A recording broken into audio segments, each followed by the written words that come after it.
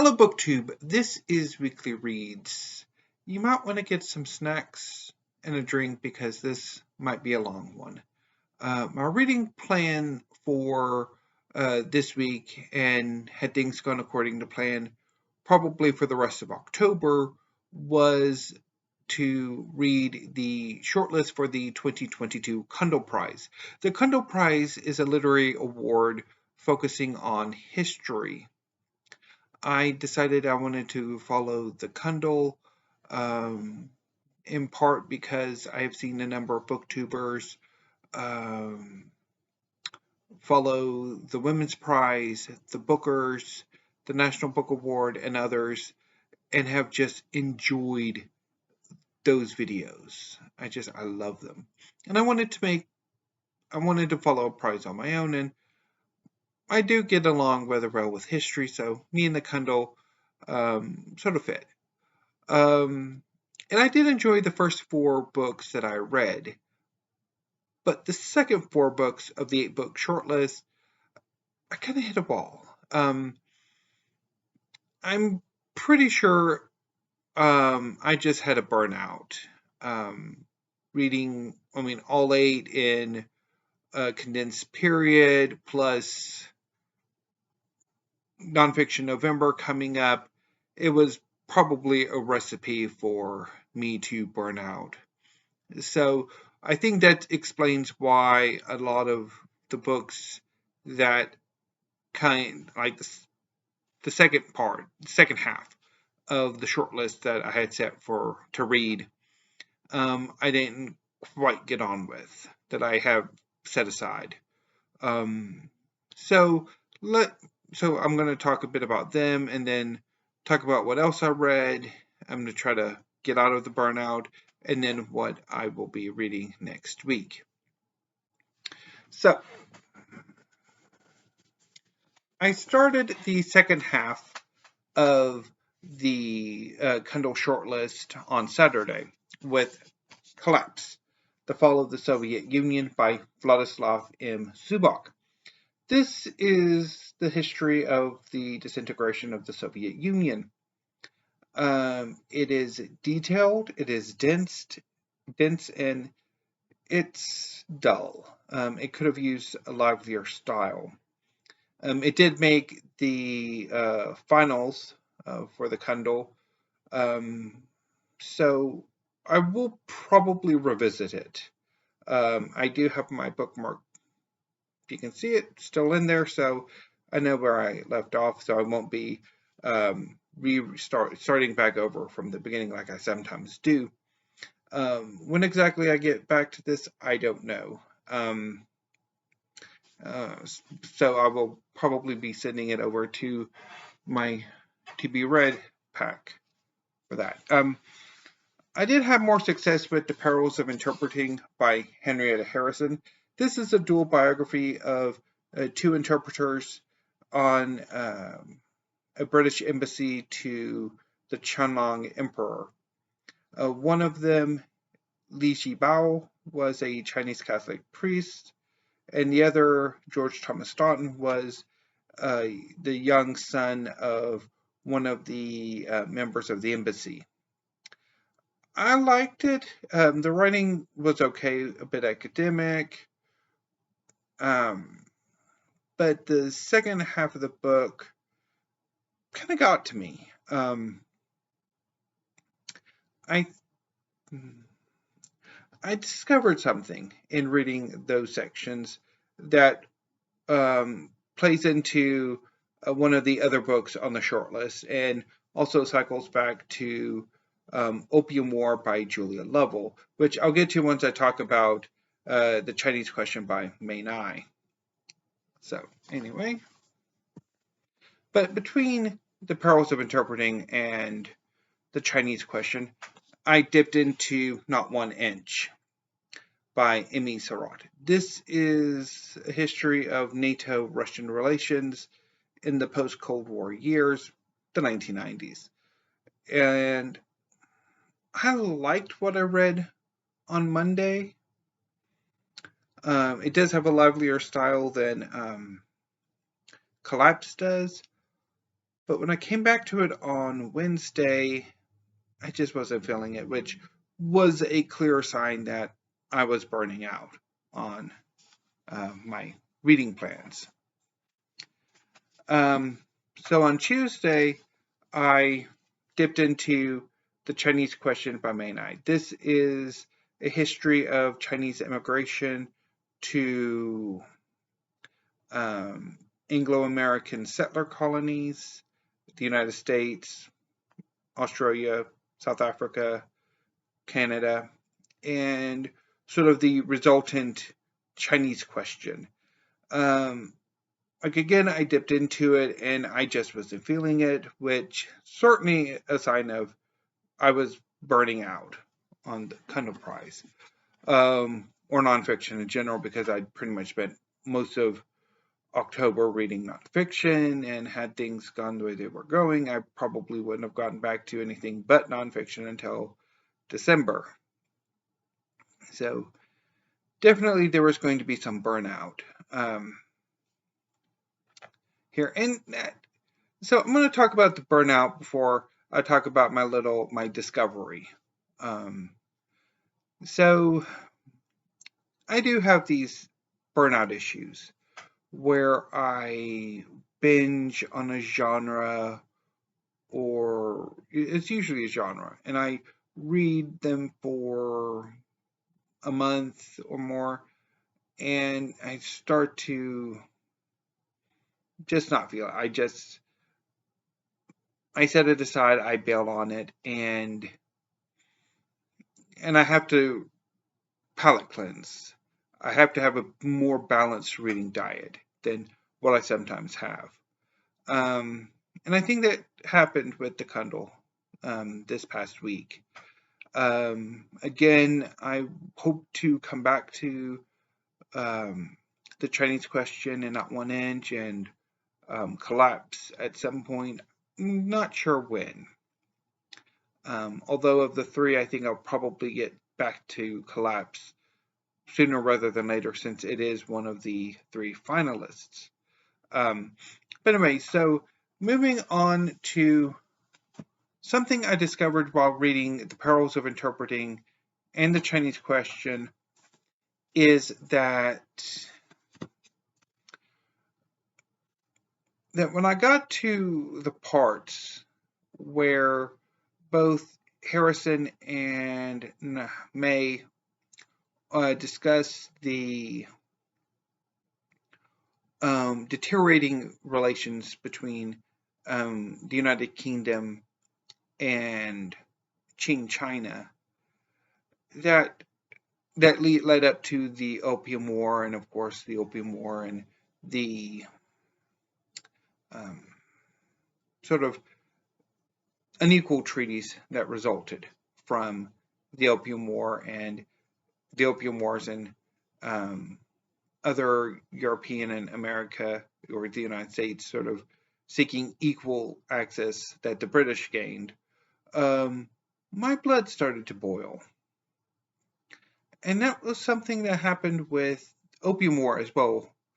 And I'm thinking, am I a Qing fanboy or a bigger fan of the Chinese dynasties or something? And it's like, got me thinking. I'm not entirely sure quite what I make of that, but it's definitely there. So might be something to discuss at some future point. Maybe once I've kind of figured a bit more out of what exactly this feeling is. Anyway, so on Thursday, I was a bit morose because obviously my reading plans had fallen apart. I burned out on history, and a whole lot of other things were happening that were indicating perhaps it was not just a burnout, but I was about to enter into a meltdown. I had some basically working on my brother's birthday present, which was a whole thing. That kind of was starting to annoy me. And then I had some housework I had to do, which is guaranteed to annoy me. I'm not the handiest of people.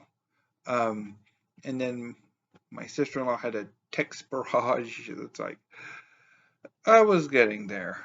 But I was saved. I was saved by manga. And I read 2 volumes of manga on Thursday and 2 volumes of manga today, and I loved all 4 of them. So first up, I read volume 16 of Tolobon Hanako-kun by AidaIro.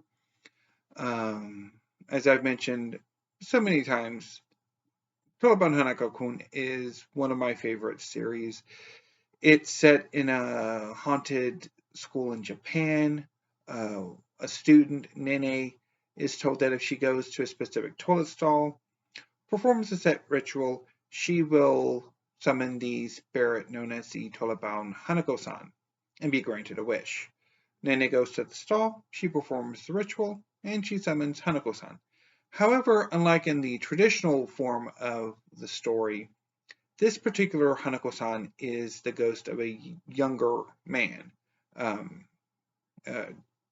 And using the Japanese honorific system, instead of Hanako-san, this particular version is more properly called Hanako-kun.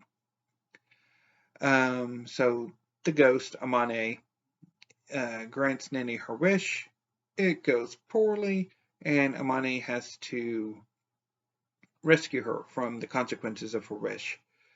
And in exchange, Nene becomes Amane's assistant. Initially, she cleans the bathroom in which his stall is part of, and later she begins to assist him in his duties, regulating the relationships between the supernaturals at the school and the living, the students and teachers. There are 7 mysteries at the school, of which Amane, as the 7th, has regulatory authority over the other 6. And there are a number of other supernaturals at the school as well. Joining Amane and Nene is a young student named Ko, who is a trainee exorcist. He initially tries to exorcise Amane, but later becomes friends with Amane and Nene, and kind of tags along on their adventures. There's something at the school manipulating the rumors, the stories about not only the other 6 supernaturals, but also the other supernaturals at the school, making them more malevolent, more malicious. It's revealed that the person or being manipulating the other supernaturals is Tsukasa, Amane's twin brother, who is also deceased, and the school broadcasting club, who've joined with Tsukasa in wreaking havoc. Volume 16 is the beginning of perhaps a long arc called The Red House. Previously, the supernaturals at the school have been sent back to the underworld, and the boundaries that allow transition between the worlds of the living and the worlds of the supernatural have closed. Nene, Ko are trying to reverse this so that they can get Amane and Ko's friend Mitsuba back. Joining them is Ko's older brother Teru, who is a much more accomplished exorcist, and Akane, who is a classmate of Nene and who is himself partially supernatural. He was one of the 3 representative of the first school mystery, the Timekeepers. And he's seeking a way to get his love interest, Aoi, back. So Akane and Teru have teamed up to do some researches, while Nene and Ko have teamed up to research into Mitsuba's past. As they're walking, they discover this red house, which is dilapidated and incredibly creepy.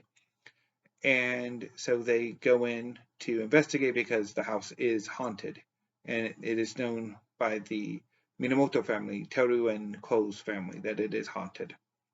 And as they explore the house, they meet a mysterious young boy, the creepy little kid on the cover, who is revealed to look incredibly like Hanako or Amane and Tsukasa. It's actually revealed to be a version of Tsukasa. And so during this arc, Nene is sent to another place temporarily while Ko and Tsukasa explore the house, and Ko is tempted by the house. The house seems to be obsessed with granting wishes, which is pretty much what that little shit Tsukasa got, his obsession with granting wishes. But anyway, and so they kind of slowly work out kind of what's going on. But it's just, this was a fantastic volume. I loved it. The artwork is amazing. Let me see if I can find it. I really should have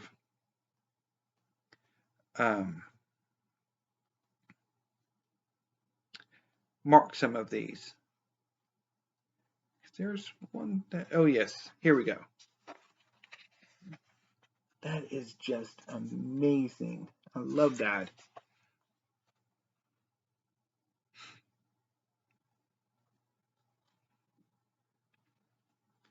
And it's just, this is, I loved it.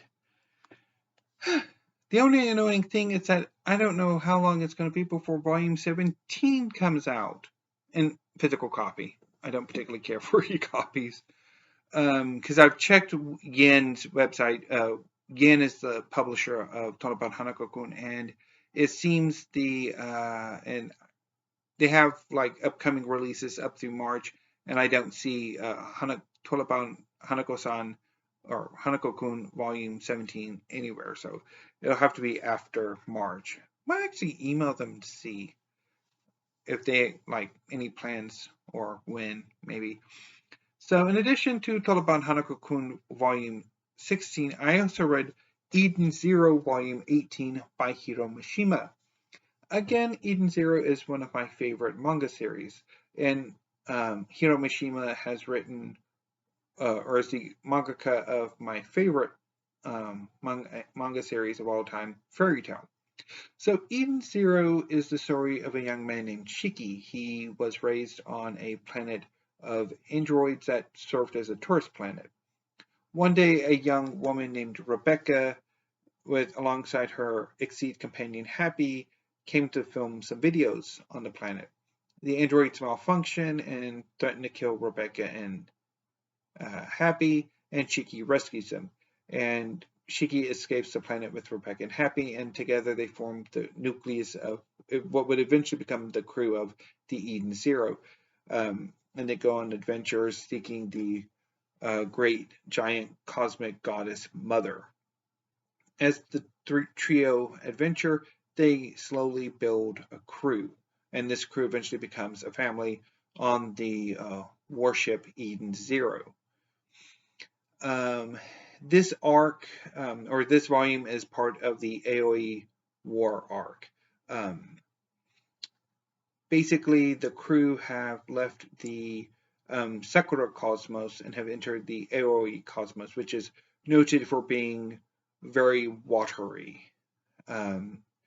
Essentially, the space in the Aoi cosmos is a bit of an ocean, literally.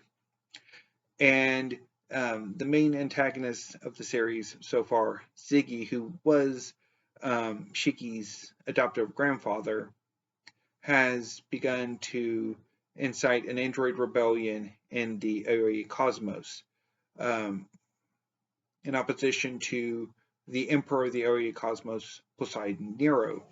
Nero's son, Poseidon Shura, has launched several pogroms against the androids and is going to use a weapon to wipe out all androids in the Aoi cosmos.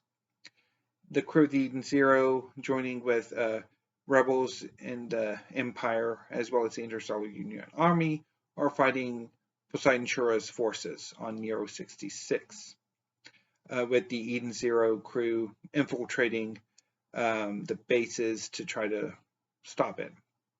This volume features a number of amazing fights, most notably a long fight between Rebecca and Layla, who is a member of the Ocean's 6 or 7, who are working for Poseidon Shura in a card game that's basically like strip poker. Weiss finishes off his fight with Nesse at the beginning. Jin and Clean, two other members of the crew, for fight Calum and Layla once Shiki grabs Rebecca, and basically Rebecca forces Layla to force quit the poker game or the card game. And it's then towards the end there's another fight. I just loved it. And the artwork again is amazing. I love the artwork. Let me see if I could show you an image here that I really especially enjoyed.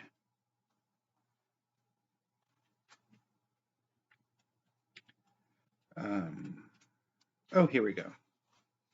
Like, I love that.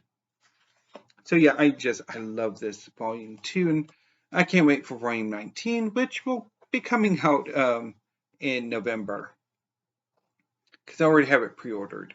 And I'm actually thinking of going ahead and pre-ordering the other upcoming volumes. They're pretty much up, I think, through spring of next year, almost summer, I think. Anyway, so today I read 2 volumes of The 7 Deadly Sins, volumes 9 and 10 by Nakaba Suzuki. The 7 Deadly Sins is about a young woman, princess of Britannia called Elizabeth, who has gone in search of the 7 Deadly Sins after the Holy Knights have usurped her adoptive father's kingdom or throne, and has imprisoned him and one of her sisters. Elizabeth eventually finds Melodias, one of the 7. He's the dragon sin of wrath, and together they go and get the band back together. They collect Diane, Ban, King, and eventually Gowther. And these particular volumes have follow up on Elizabeth's kidnapping and preparation for sacrifice as the Holy Knights' scheme is revealed to resurrect the demon race. Melodias, Ban, and Gowther have gone to rescue Elizabeth, later to be joined by Diane and King, and also we're introduced to King Arthur of Camelot. The 7 Deadly Sins is heavily inspired by medieval romances, the Arthurian legends, but also, like, I would say the Fairy Queen and others. And it's amazing. And there are a number of fights. Primarily, King has some awesome fights in this one. And particularly the image I wanted to show you is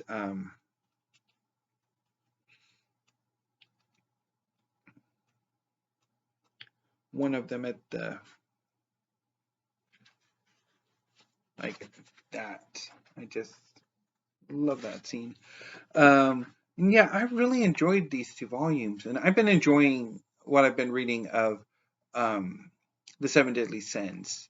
But yeah, it's just, so I had a great reading week for manga. And I'm not entirely sure if I'll get to any more manga this coming reading week.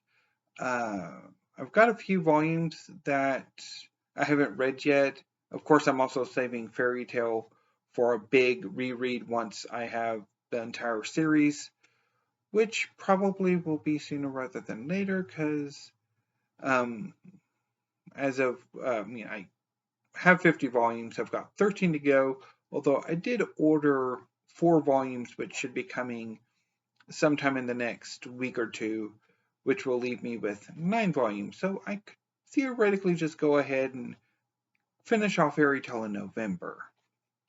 And then do my big read in either December or January, depending on my mood. But I haven't quite planned on reading any manga this upcoming week. I might hold off until maybe the end of October to get some in. But I do have quite the pile of possibilities. I don't really have a set idea of what I want to read, so I have a bit of a pile to decide. Of course, I can always return to Collapse by Vladislav M. Zubok. I have some fiction I want to look at, 2 of which would be Bell Redemptions. After the Sun by Jonas Eika, which I picked up because it was shortlisted for the Republic of Consciousness Prize and the Booker International. And I didn't quite make it all that far, but I would like to have another go at it. And I've been meaning to have another go at it for a bit. Also, Somebody Loves You by Mona Arshii. Also bailed on this one. I think I picked it up because it was longlisted for the Republic of Consciousness Prize, and yeah, kind of want to have another go at that one too. I also want to get to The Lager Queen of Minnesota by J. Ryan Stradal. I've had this novel for years now.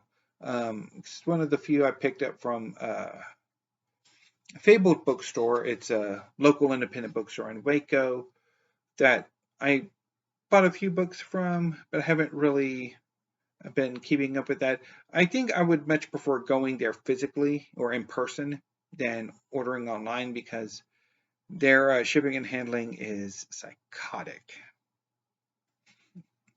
But this is a novel about a family lager business and how one side of the family became more successful than the other.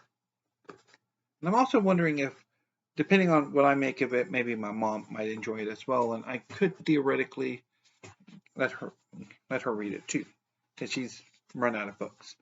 I could also have another go at a science fiction anthology that I picked up. I want to say it was sometime in 2018, 2019.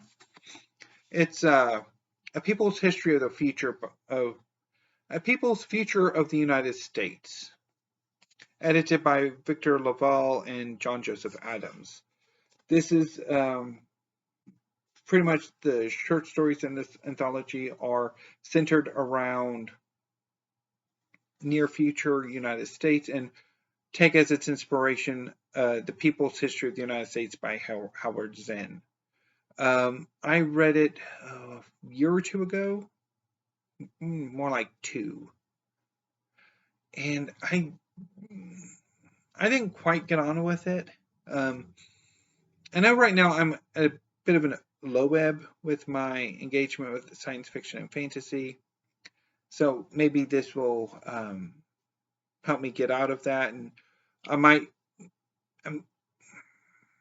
I'll save that for my video for Nonfiction November, because I do plan on doing pretty heavy Nonfiction November, but there is a possibility of burnout because my plan is basically ancient history.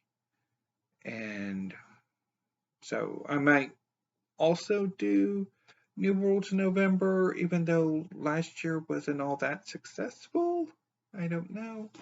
We'll see. I've also been eyeing a reread of Poems 1962 to 2012 by Louise Gluck. I read this collection, it's been about 2 years.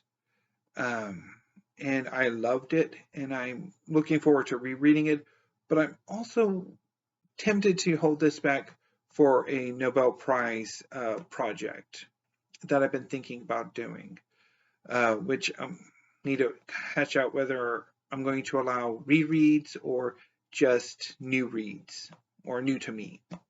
But anyway, I love this collection. I'm looking forward to rereading it.